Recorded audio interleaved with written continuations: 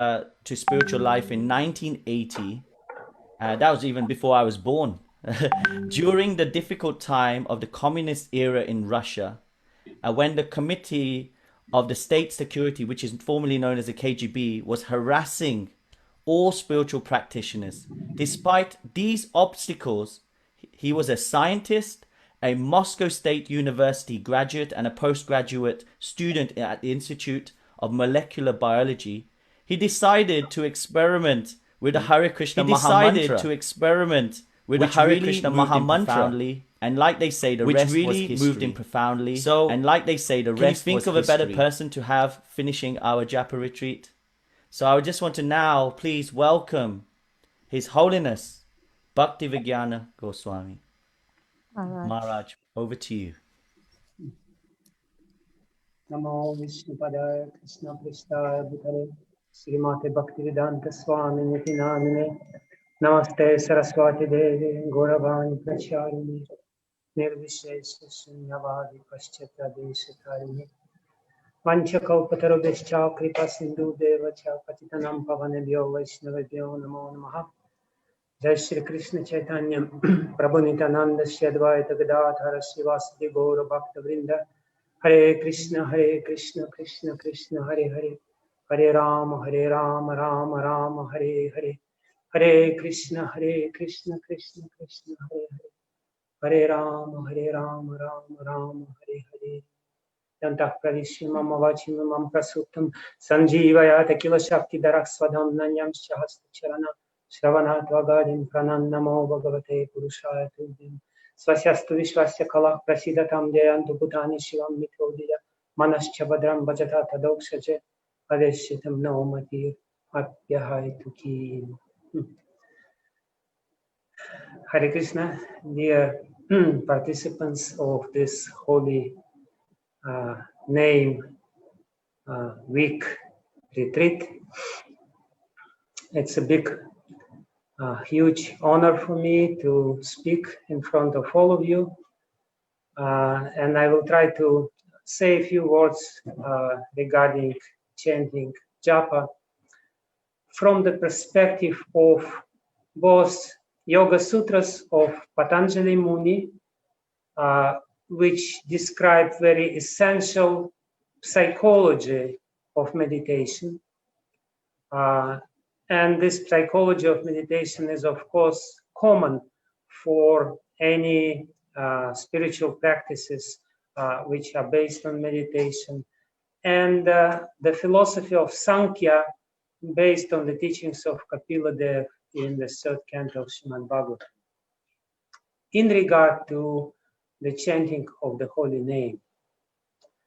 So my specific topic for today is the 5 different stages of the mind, how to discriminate these stages, how to see what is the condition of your mind at this moment, and how to gradually by practice to improve the condition of the mind, making it more conducive to the spiritual practice or to the chanting of the holy name.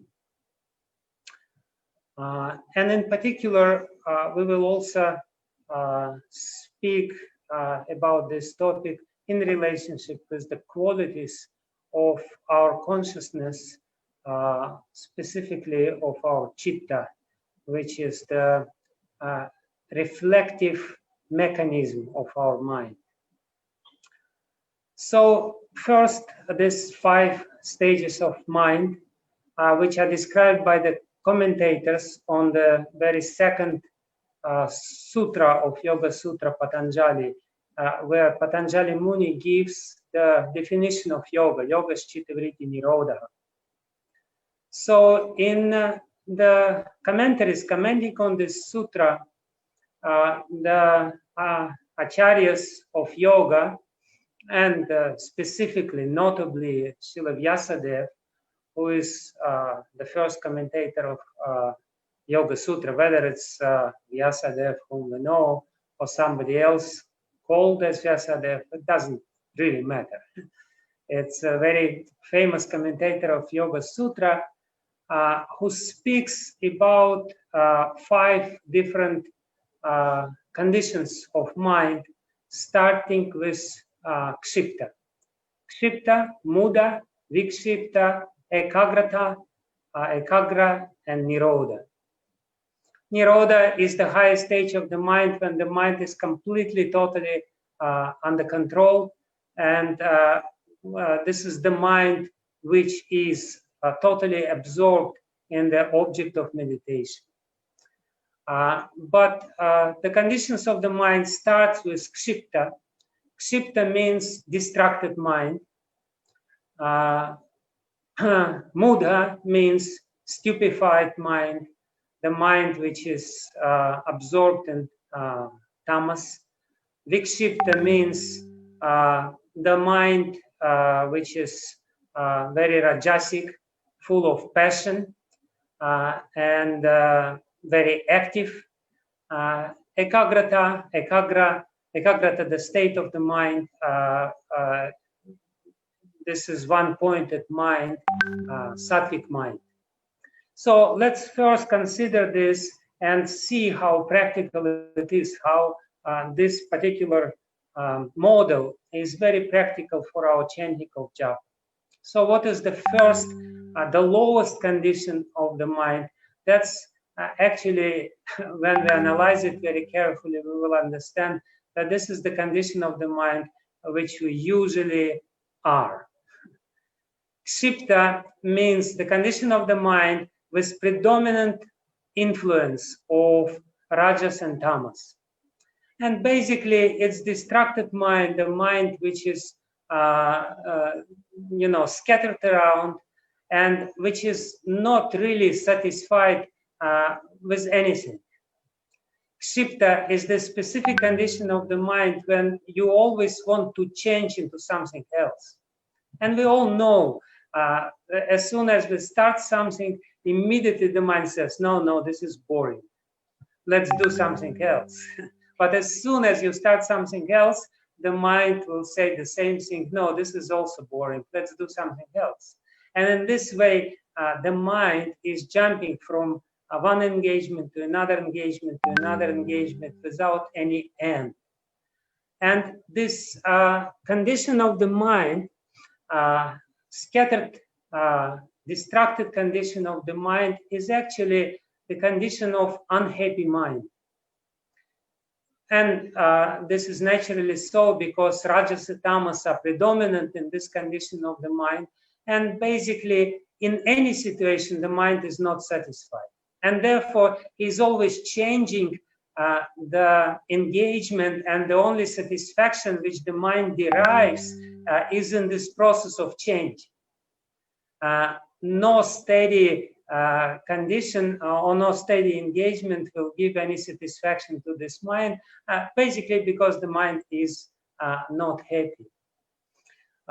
In extreme cases, when somebody is depressed, it's a very sick condition of the mind where the mind cannot really be steady for a split second. He always wants to change something else. And basically, we can see that this is the condition of the which prevalent in everyone of humanity, especially because of this different gadgets and different devices which facilitate this flickering of the mind.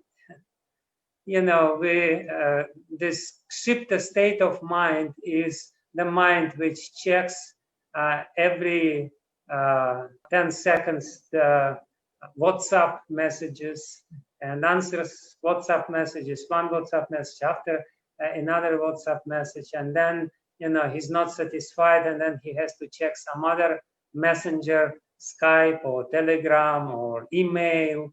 And then when there is no messages and there is no distraction, then he will try to find some other distraction by going to internet and surfing in the internet. Actually, this ADD attention deficit disorder is a big disease nowadays, and it's becoming more and more prevalent in the people who are totally absorbed in this weapon of mass destruction, when the mind is constantly distracted. So we have to understand that this is a very inappropriate, or how to say, not conducive state of mind, because in this state of mind we cannot really concentrate on anything, what to speak about chanting of the holy name. Even if we pretend that we chant the holy name, it's not meditation at all. Actually, the commentators of Yoga Sutra says that the first 3 stages of mind are totally, completely unfavorable for any kind of meditation, because in this mind, the meditation is not possible. The mind is too contaminated. The next stage of mind is called Mudha. Mudha means stupefied mind, the mind which is slow, sluggish, the mind which is about to go to sleep. What I want to say, very interesting thing, is that in any of these conditions of the mind is trying to derive some happiness. And whether it's Shikta, the mind is not satisfied, but still he is trying hard to derive some happiness by engaging in these jumping activities, switching from one engagement into another. And we know what it means to derive happiness in this kind of activities. We know what it means to, constantly be bombarded by all the external messages and try to answer these messages, try to answer all the emails and etc., so on and so forth. The next stage of mind, Muda, is this condition of the mind by which we derive satisfaction or so-called happiness in this dullness. Actually, what happens, the soul is the witness of all these conditions of the mind. And the soul is more or less ordering the mind to take a particular shape, because the soul wants to enjoy certain kind of happiness derived from this condition of the mind. So the soul is witnessing this condition of the mind, and we all know this very pleasant condition of the mind when the mind just wants to go to sleep. It's called laya. Laya, literally, when you translate it from Sanskrit, means the distraction of consciousness.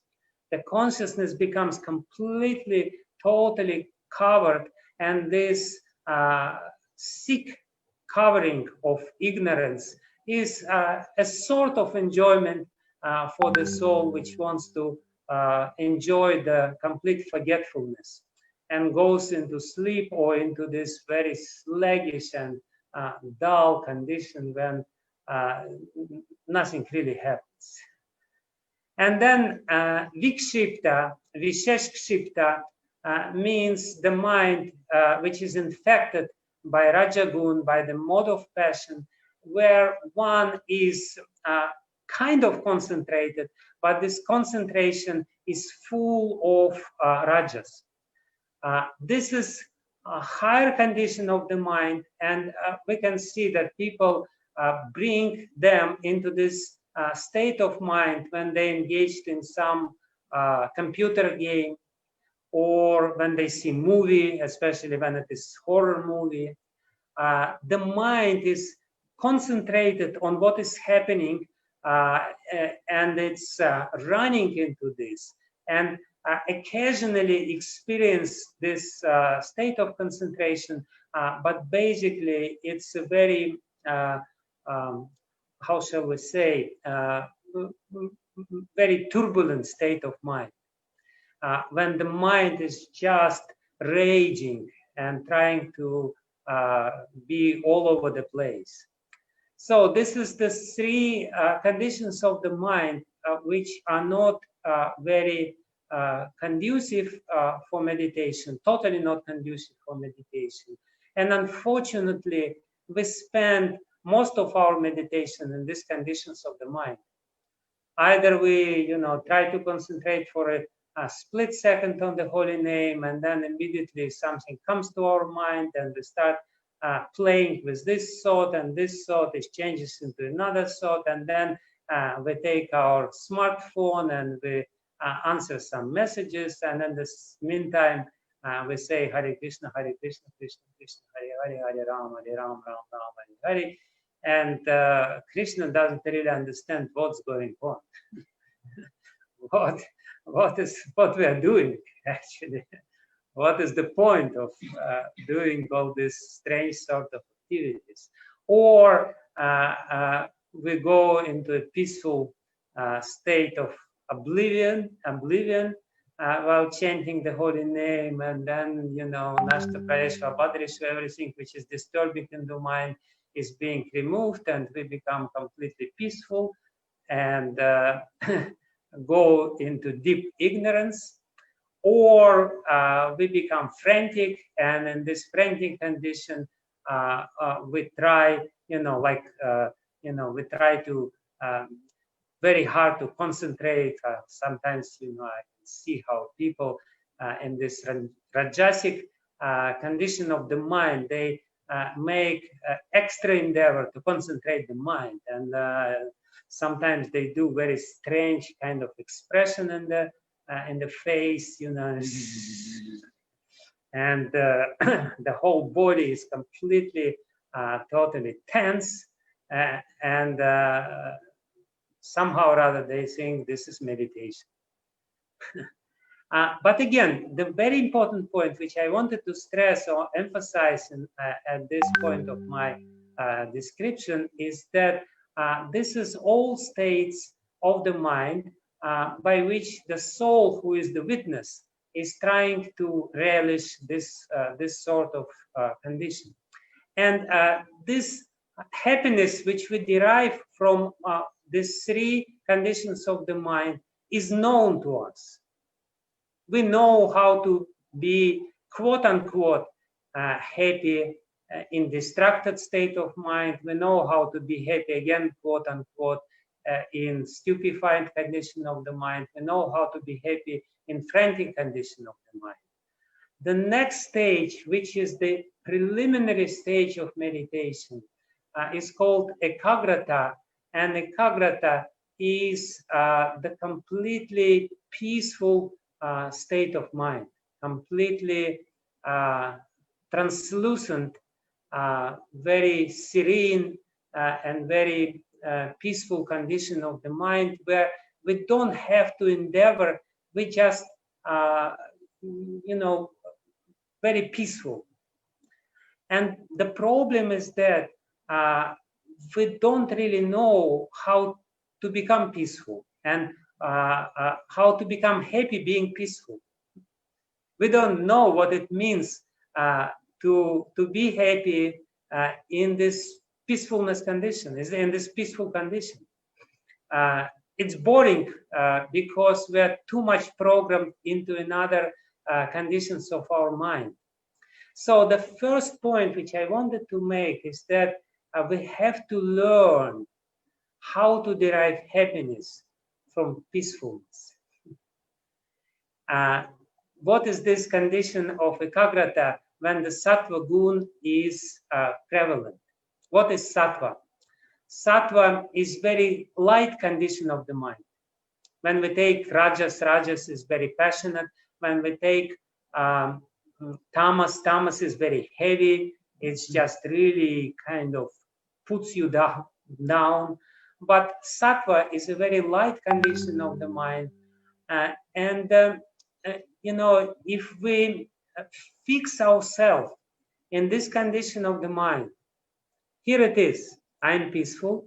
And we say to ourselves, this is nice. I don't need anything else. I can be in this peaceful and light condition for very long time, because that's nice. Sattva is this condition of the mind where, when we are present, at present, when we are not running towards future, when we are not lamenting about something which was there in the past, but when we are here and now and we like it. The main point which I want to emphasize here as a technical point, or not technical point, but practical point. Practical point of application is that we have to really practice it and to learn to be happy, to say that this is the happiness. One can argue that why do we have to convince ourselves that this is happiness if it's happy? No, but what I want to say is that we're too used, too programmed to experience the other conditions of the mind. And therefore, when the mind all of a sudden, without any other our endeavors, conscious endeavors, becomes peaceful, we think that something is wrong. Instead of fixing ourselves in this condition and saying, this is nice, this is what I mean, this is what I need, we say something is wrong, something is unusual. I'm usually not in this condition of the mind. So we have to really see how this sattvic condition, which is ekagrata, which is very serene, and at the same time one-pointed, how that is nice. This is the happiness. How we should try to bring ourselves again and again to this state of mind while we are chanting. So, and then of course the next stage is nirodha, and nirodha is completely controlled mind, when the mind is totally, completely absorbed in the object of meditation. This is the transcendental state of mind. We will not even change, we will not even describe this condition of the mind. It's too high. But what I want to say, let's examine a little bit more what is this ekagra state of mind. This is, as I said, the sattvic state of mind, which in our more habitual terms is called nishta. Nishta is the sattvic condition of the mind when the mind is not distracted. Srila Jiva Goswami, while describing nishta in the commentary to Bhakti Rasamrita Sindhu, gives the definition, avikshipena satatyam, when the mind is totally not distracted at all. So this condition of the mind, it's not boring condition. It's a very rhythmic condition. Sattva is this condition where there is constant internal rhythm. And we have to really learn, or even force ourselves to appreciate this condition of the mind, because it's completely foreign to our nature. You know, we can program ourselves to everything, but unfortunately, at the present moment of time, we're mostly programming ourselves to be in these lower stages of the mind. So the sattvic condition of the mind is actually, yesterday I had a conversation with one devotee, and he mentioned a very beautiful thing about this sattvic condition of the mind, or the condition of the mind in the stage of nishta. He says, this is the enjoyment of being insignificant. This is the enjoyment of being humble. This is the nectar of insignificance. You know, in our present condition of mind, we are programmed to derive happiness by being something very big.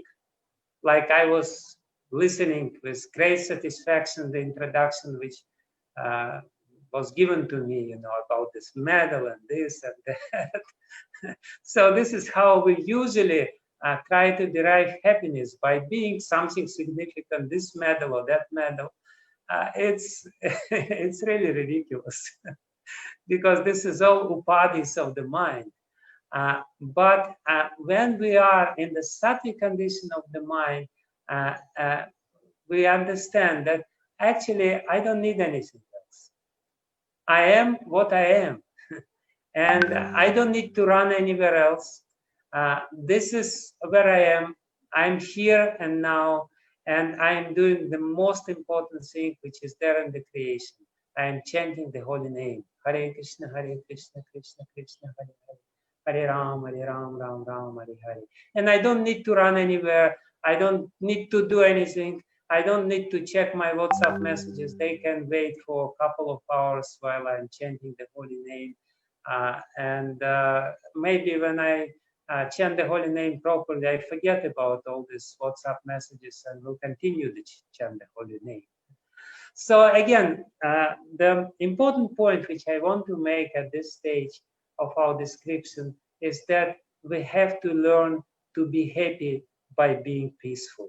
And we have to unlearn to be happy by being disturbed. We have to deprogram ourselves from this habit of being, again, quote unquote, happy in this other not very good conditions of the mind. Again, speaking about the practice, what we should do in practical terms, it basically means that we have to say to ourselves, this is the time when I am not distracted. I don't want to see any messages. And what is the most important, please, please, please, if you can, try to do it. Don't look in your smartphone before you chanted 64 rounds, well, at least 16 rounds. Then, you know, everything else can wait. And don't be in a hurry. It's very important not to be in a hurry when we chant the holy name.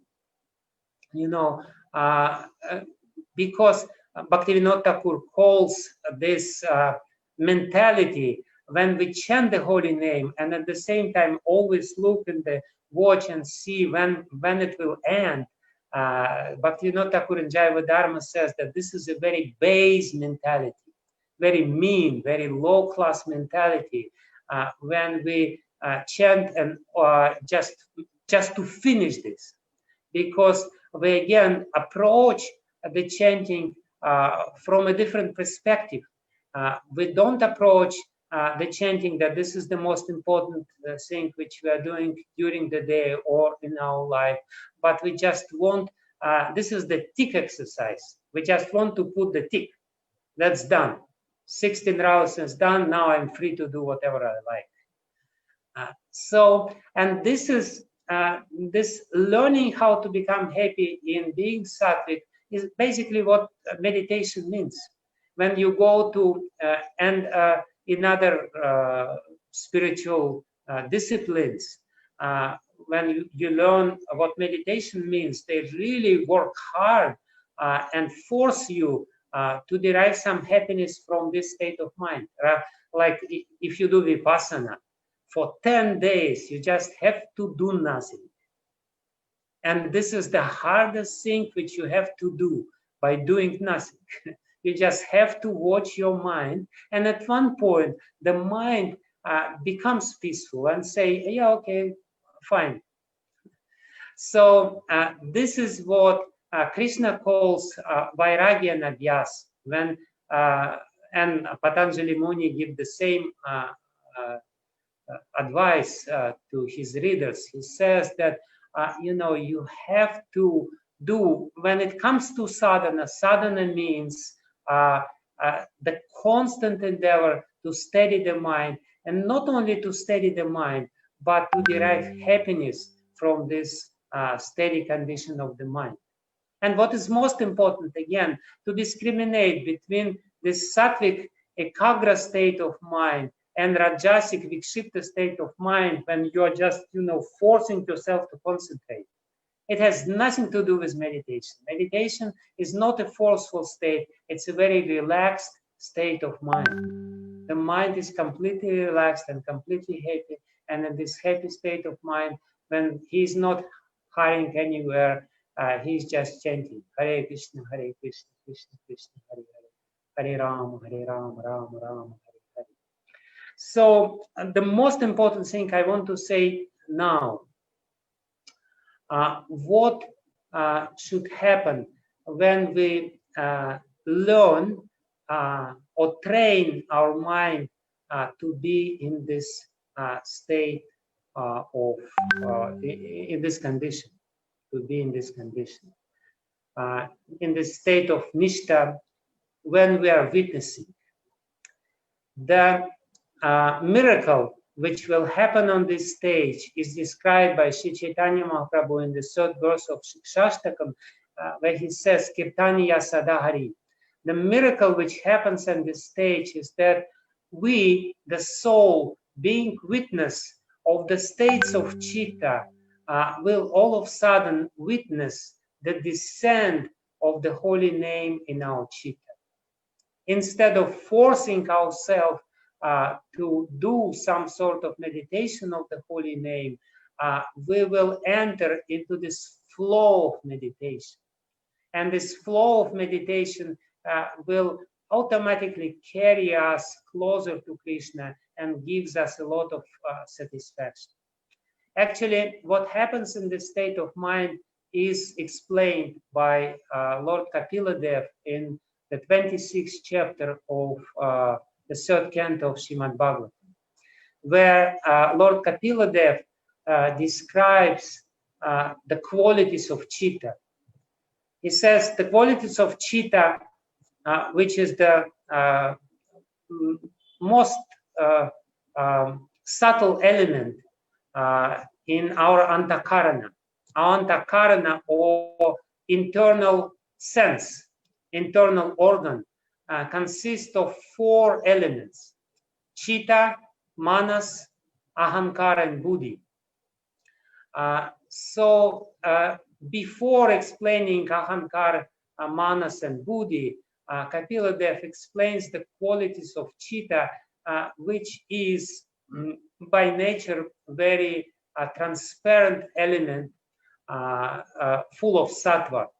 This Chitta has 3 qualities. First is how it's called, Bhagavad Bimba Grahitvam. The first, what is this? This is the explanation. It's basically reflective quality of Chitta. What is Chitta? Chitta is the most common example for every modern man. If you take your telephone, smartphone, and put the smartphone into the camera mode, then you will see camera mode. Then you will see the reflection of everything which comes close to this camera into the screen of the camera. So the Chitta is this reflective element which reflects the reality. And the soul is witnessing the condition of our Chitta. Actually, the soul cannot contact the material world. The material world is reflected in the Chitta, and the soul connected with the Chitta subtly witnesses the content of the Chitta. And when the Chitta becomes very, very clear, then according to Vishwanath Chakravarti Thakur and Sridhar Swami, the commentators of Srimad Bhagavatam, the Chitta will start reflecting the form of the Lord. Or first, not the form of the Lord, but the name of the Lord. Actually, what happens with the Chitta, as I said, this is the mechanism of perception. When we see something, that the Chitta takes this shape of what we see. And when the Chitta is disturbed, then the chitta constantly absorbs all these images from the external world and constantly takes the shape of different images. But when the chitta becomes steady, when the chitta becomes very clear, chitta darpana marjanam, then the chitta will take the shape of the object of our meditation. It basically means when we bring this mind in this condition, in the peaceful condition, in the steady condition, then the holy name of the Lord, which is transcendental object of our meditation, itself will reflect in our chitta, and we will see or witness the holy name reflected in our chitta. And this witness of the holy name, or rather the flow of the holy name, is the first stage of samadhi, nama samadhi. I'm sure every one of us has some experience of this, when during the long kirtan, when the kirtan goes on and on and on, at one point when the mind becomes peaceful and kind of accepts this condition, then we witness how the holy name is not really coming from outside, but it's more or less manifest from inside. How the holy name become one with the mind. But this miraculous condition of unification of the mind, complete unification of the mind with the object of meditation, very amazing and very blissful condition when the mind becomes the holy name, when there is nothing else but the holy name in the mind. This is only possible when the mind is somewhat purified. When the mind is not purified, when the mind is in this lower stages or in lower conditions, then any endeavors of ours to bring the holy name or to kind of connect the holy name and the mind, they are unsuccessful. Why? Because the tamasic element is prevalent in the mind, and tamasic element in the mind is ahankar. Ahankar, according to Kapila Dev, is very tamasic. It's a dark cloud of tamagun with all the samskaras. So again, the chanting is this, or the practice of chanting is the constant endeavor to chant outside of our ahankar, beyond our tamasic ahankar, to feel this transparent condition of our mind and try to chant in this condition, bringing it again and again and again, trying to steady the mind, trying to eliminate any disturbing elements from the mind. And when this condition of the mind is there, then, as I said, the holy name becomes one with the mind. And because the holy name is non-different from the Lord, we start experiencing the qualities of the Lord, which is Sat Chit and Ananda. When the holy name and the mind merge together, then these three qualities of the Lord, Sat Chit Ananda, eternity, knowledge, and bliss, become the quality of our mind. And we feel a very elevated state of consciousness. And two other qualities of chitta, when it's brought back to its original state. One is this reflective quality. Another one is adhikaritvam, that it's not changed. There is no vikar. It basically means there is no lie and vikshepa. There is no tamas and rajas. And another one is ragadi rahitvam, it's free from attachment, free from anything else. So these three qualities of chitta, very, very important qualities of chitta, they give us the real spiritual experience. This condition of the mind, when the mind is totally merged with the object of meditation, is called samapati. Samapati means that the mind, the object upon which we meditate, become very, very clearly imprinted in the mind. And in this samapati, the observer and observed become merged with each other. It may sound little esoterical, little even non-devotional, so to speak, little too mystical or yogic, but actually it's not, because we all know, again, we all know this condition when the kirtan is going on, and when the kirtan really becomes the internal state of our mind, when we only hear the sound of the holy name in the mind, then we forget about ourselves.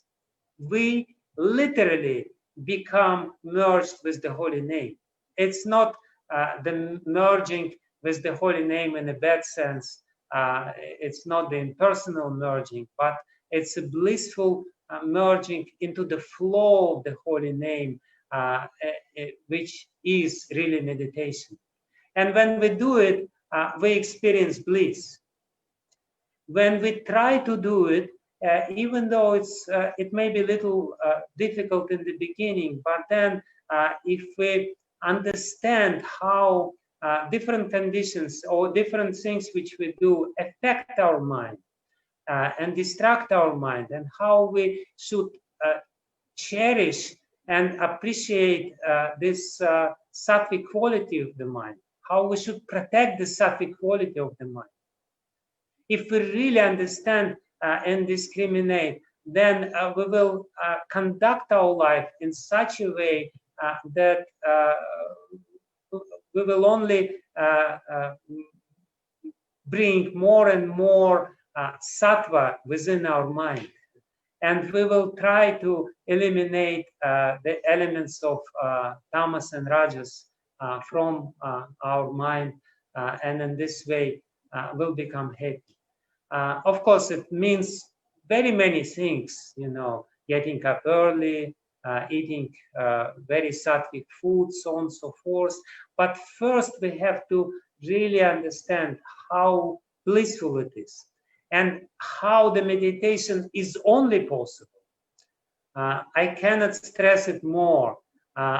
It's only possible. The meditation is only possible when the mind is in this nishta stage or ekagrata stage.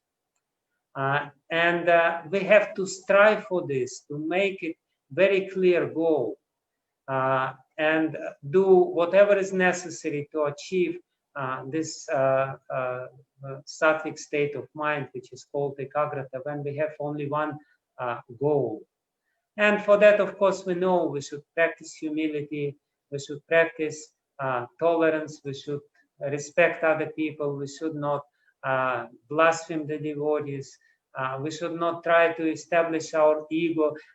This, again, all these activities which are counterproductive to the meditation, they all belong to the area of tamasic false ego. And we have to really understand that this is tamasic false ego which gives me suffering.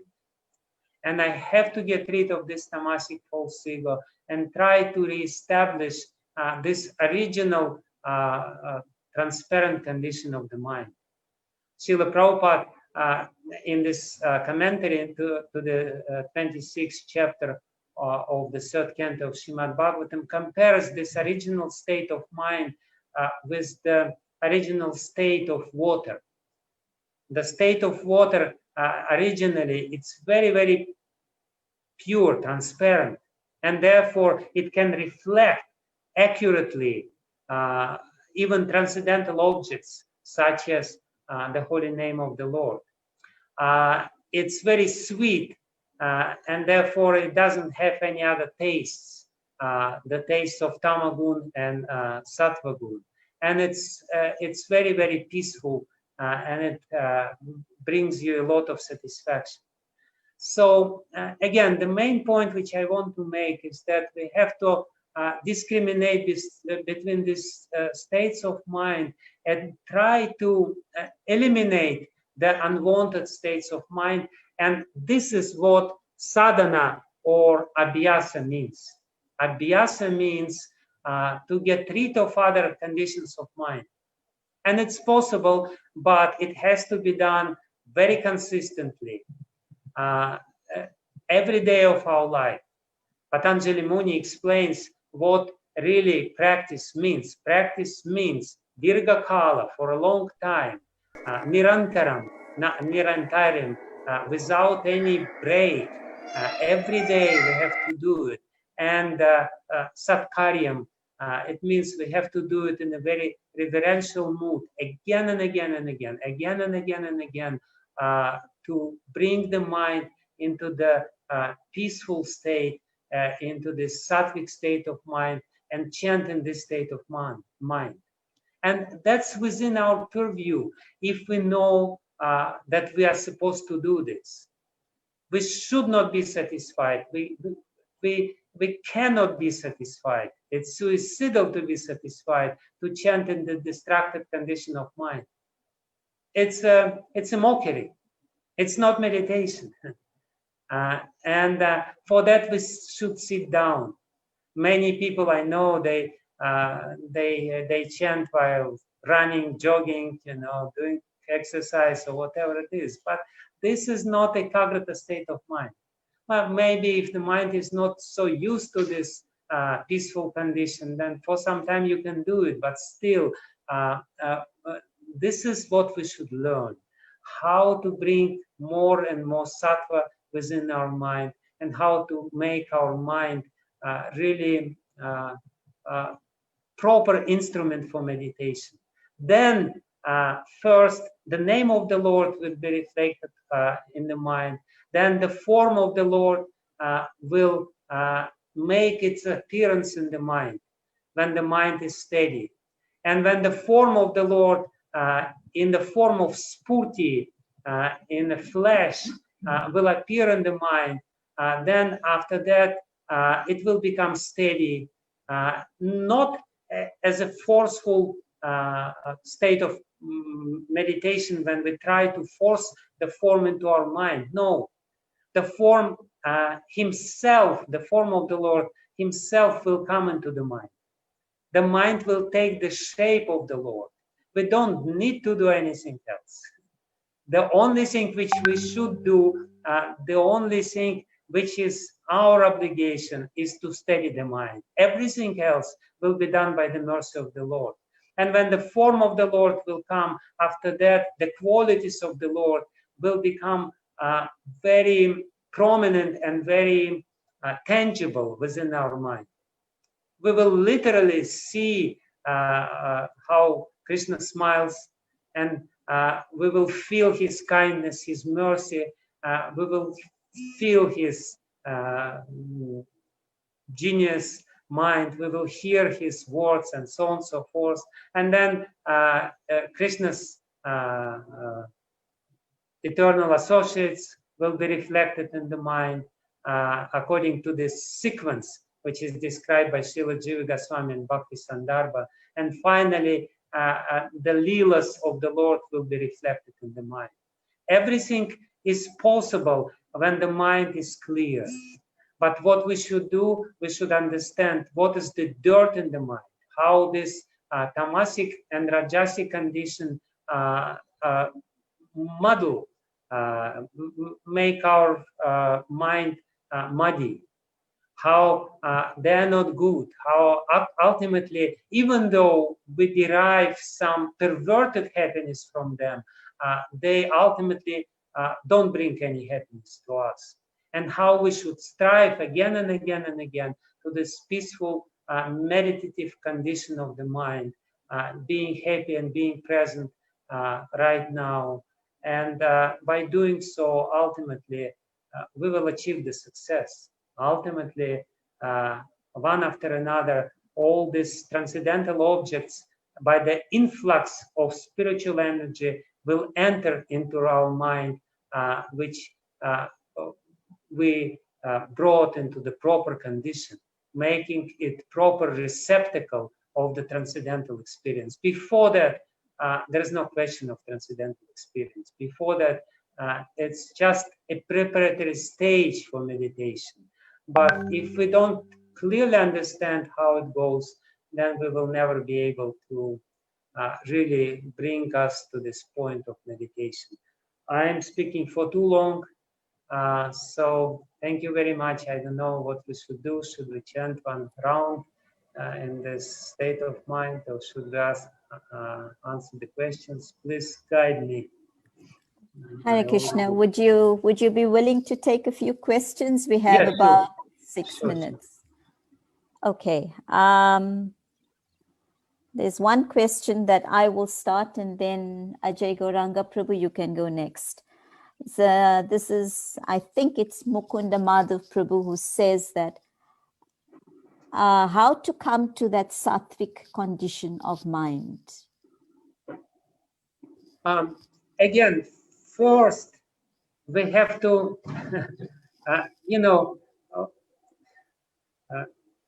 this is simple question and at the same time very difficult question.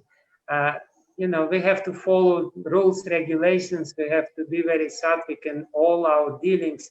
But the most important is that we have to appreciate the sattvic condition of mind. Our problem is that we don't really kind of value this condition of mind.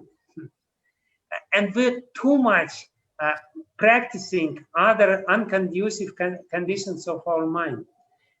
We're hoping that by bringing our mind into this flux of Rajagun and Tamagun, we will derive any happiness. So if we're very, very clear, that's the most important condition in the beginning, that we have to understand that I can only be happy when my mind is peaceful.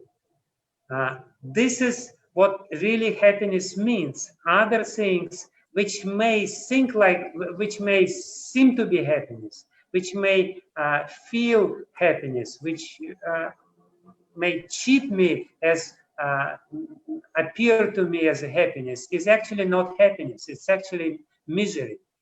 If I understand that this is what I should strive for, if we put this goal very clearly, because what happened, theoretically we know this, but we practice these other conditions of the mind for too long, and we still hope that they will bring some satisfaction to us, and we don't stop them. So we first have to learn how to stop these other conditions, how to kind of put them to rest. Like for example, it's actually very simple. We take the beads and we look what is the condition of our mind now. We have to make a little inventory, little check, and see. And if the mind is very disturbed, if the mind is jumping from one object into another object, we have to say to ourselves, just be peaceful, don't be in a hurry. Let's do one mantra. Hare Krishna, Krishna Krishna, Hare Hare, Hare Ram, Ram Ram, Hare Hare. And let's do one more mantra. Hare Krishna, Krishna Krishna, Hare Ram, Ram Ram, Hare Hare. Hare Krishna, Krishna Krishna, Hare Hare. Hare Ram, Ram Ram, Hare Hare. Just consciously bring peacefulness into your mind. And one more thing I wanted to tell, but somehow or other, I didn't mention when I was talking. जुड़ सकते हैं In this इस peaceful condition of the mind, it's very important also to bring some emotion into this condition, because we're emotional beings. We're basically, by our nature, we're not rational. Ration is something on the top. By our deep nature, we're emotional beings. So we need to enjoy some emotions. Why people are enjoying by this rajas and tamas? Because there is some sort of emotional content into this. So sattva initially may appear lacking this emotional content.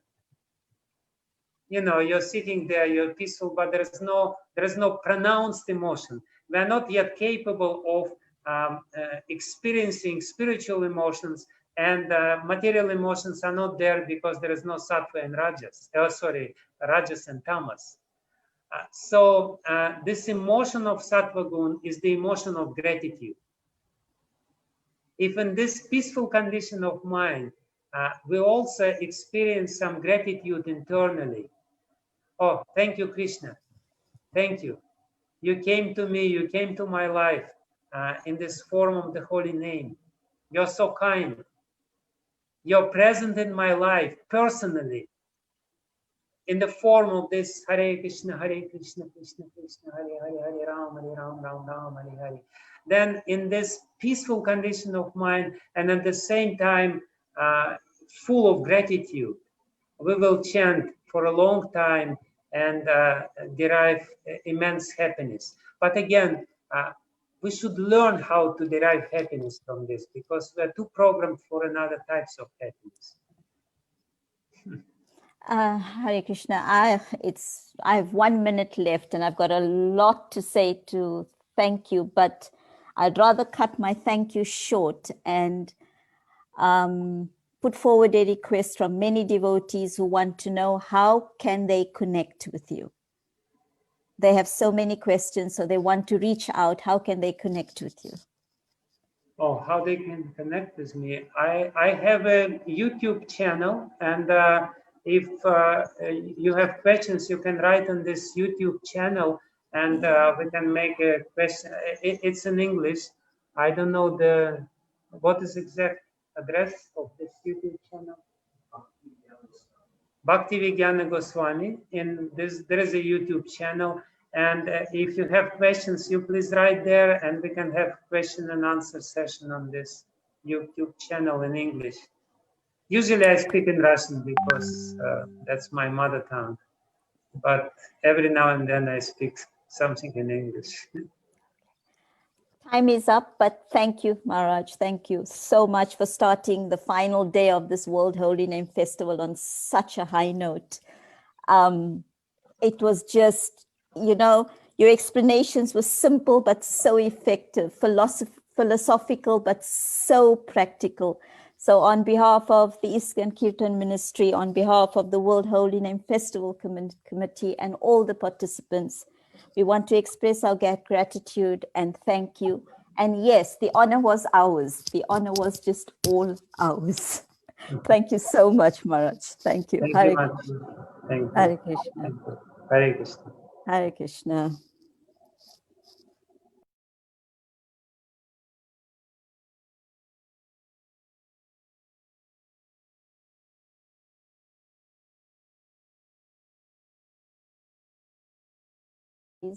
Jagannath Kirtananda Prabhu. Hare Krishna. So now everybody, we have Japa retreat with Her Grace Urmila Prabhu, direct disciple of Srila Prabhupada. And also she has a doctorate in education and a master's in schools administration. She has 3 decades of experience as a school teacher and written books on children